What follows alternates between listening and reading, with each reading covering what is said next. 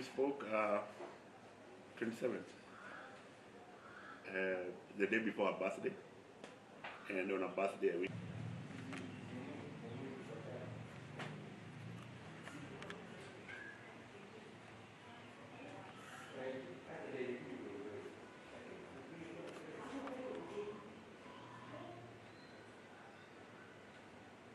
talked for quite some time. 27th, that's the day before her birthday. She was turning 44. The reports are saying she's 49, but she turned 44 on 28th. Is Moses Mushemi. I work as a software engineer with a US company. Njoki Mushemi was my elder sister.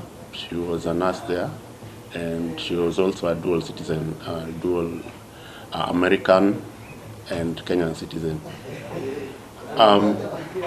What I can say about my sister is that she and her husband were quite conservative, and they lived in a nice neighborhood. In fact, the neighborhood was about like 10% blacks. They were well off, that's what I can say.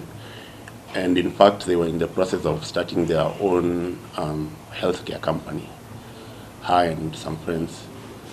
I saw her like 3 weeks ago. She and her husband, they came, and nothing seemed off, as in the husband greeted us well.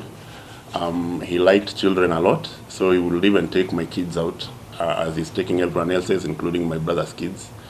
That's who he was. They used to visit the country like every yearly. So they were like the model family. Everybody was saying, wow, I wish my husband was like that. I mean, this is a person who used to share even his password and account details with my sister. So they used to operate together. Everything was open about their relationship. By open, I mean honesty, in terms of honesty. You don't see that every day in these modern times. And yeah, so it came as a shock hearing that he did this. And he left before. And my sister stayed a bit because we were still continuing with the succession issues about my father, getting the letters from the chief so that we can transfer property and so on. So my sister stayed for 1 week longer. And he'd call daily. He used to call via WhatsApp, so if he doesn't reach my sister, he would call me, ask me if she's okay and so on. So for us, it looked like he was a caring man, and this was the last thing we expected, so it's still shocking. And we want to wait for the investigations from the local police there at the States, so that they tell us what really happened. Even up to now, I can't believe we could do that. I was even thinking perhaps maybe it's the perfect homicide. Maybe somebody, did that and planted, That's how shocked I am, I can't believe that Gary could do such a thing. He was the last guy anyone would suspect of doing anything like that. If anything, my sister was a very straightforward person. Ukimkosea, she'll come straight and tell you. Hakuwa mtu wa kuficha maneno. She was very straight, and everybody knows how straight she was. She could speak her mind, yeye ule mtu alikuwa anaongea roho yake. If there was anything, we could have known. By now, we could have known that something is going on. In fact, even by the day she was leaving for the States, they spoke for quite a while, and she was even to buy some presents for the kids, Christmas presents. I don't know, some Mac laptop or something. Yeah, and they spoke well, and so we had no idea that this was coming. No idea at all. And how often we had a group, a family group, and we will chat like every day, virtually every day. Any updates, how she's doing, when they are going out with the kids, the family. And we also used to chat with the husband. He was a very good friend of mine, and we used to inbox each other like on a daily basis regarding American politics.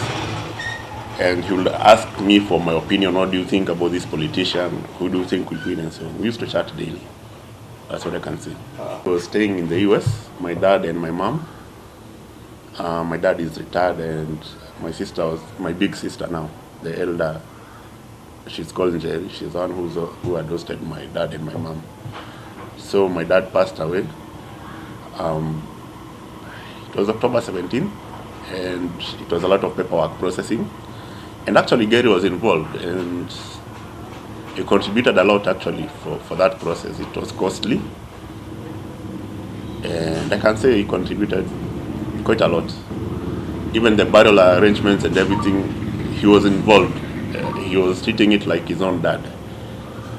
So I still quite can't understand what they were even here for that burial. They came, but Gary left before because the kids were going to school. So he went with the kids, and my sister stayed around, and my mom, they stayed around to help with the proceedings. You understand, my dad did not leave a will, so you have to get like letters from the chief and so on. You take to court, some you take to the banks for transfer of property and everything. Yeah, so she stayed for 1 week. Then they left with my mom, my sister.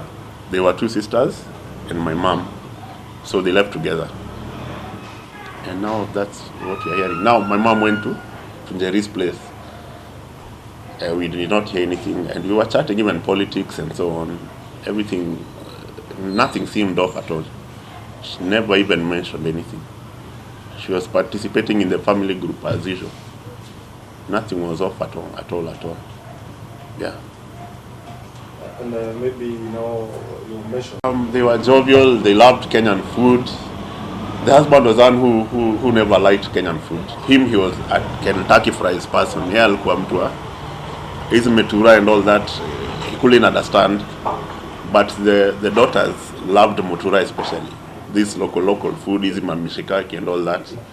They used to like that food. But the hubby was like, if it's not Kentucky fried chicken, he's not having that food.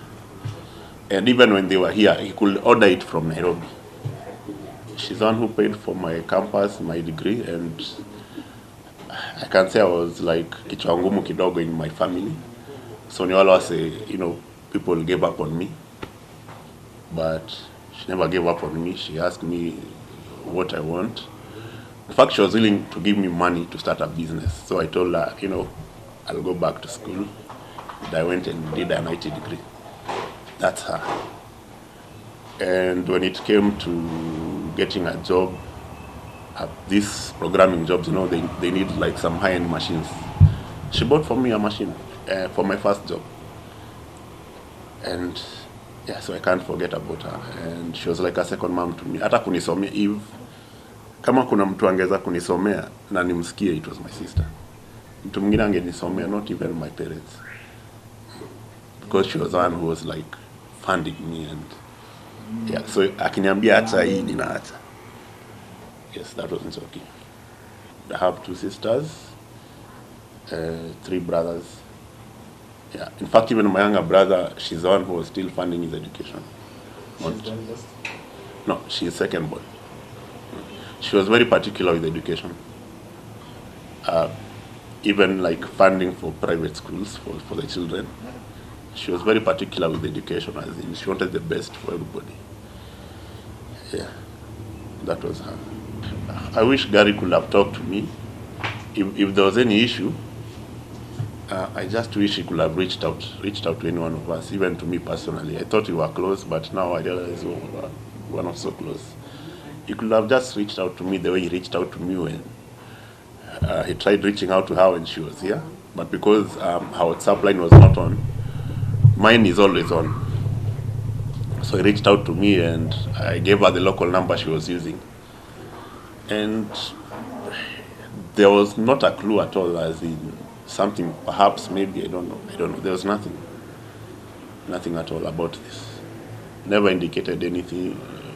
Even those red flags I hear being reported in the media, there was nothing like that. There are no red flags, as in it was a perfect relationship. That's what I can say.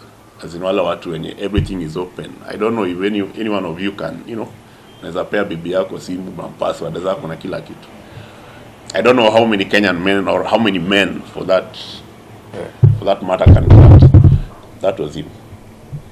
Out her career here in Kenya she was employed as a manager at KMC. So, is it CMC? CMC iko ni industrial area huko. She started as a manager, resigned her work, joined politics a bit, October, that Kibaki time, hii time ya 2007, akaingia Kibaki campaign. Then after that, that's when she went to the States. An opportunity came up and she went. Yeah. What about Gary? Which profession was he? Gary was like a mechanic. Yeah, he was a mechanic. But an all-rounder, ni mtu kifika kazi ya plumbing. Even when we were building our house in Nairobi, alikuwa anakama anaingilia kazi, anasema ufanye plumbing vizuri, anakuja anafanya yeye mwenyewe vitu. So he was that guy, you know, the normal dad, ule mwenye yenda na repair vitu zake, hataki kupelekea fundi. He knows like everything. Yeah. I'm still, you know, digesting this, and yeah, we'll wait for the investigations. They investigate and find out. Maybe they'll go through their phones if there was any issue, so that we can bring closure to that issue. Because he never left a note, as in saying why I'm doing this, the way normal people like write notes. So far, we haven't heard of any note or saying the motive. So that is what is hurting us, and we really don't know why he did it. We don't know. We just want that closure. If they can maybe go through their phones, and if there was any issue that we were not aware of, they can let us know. Then we'll have some closure to this. All we are looking for is closure.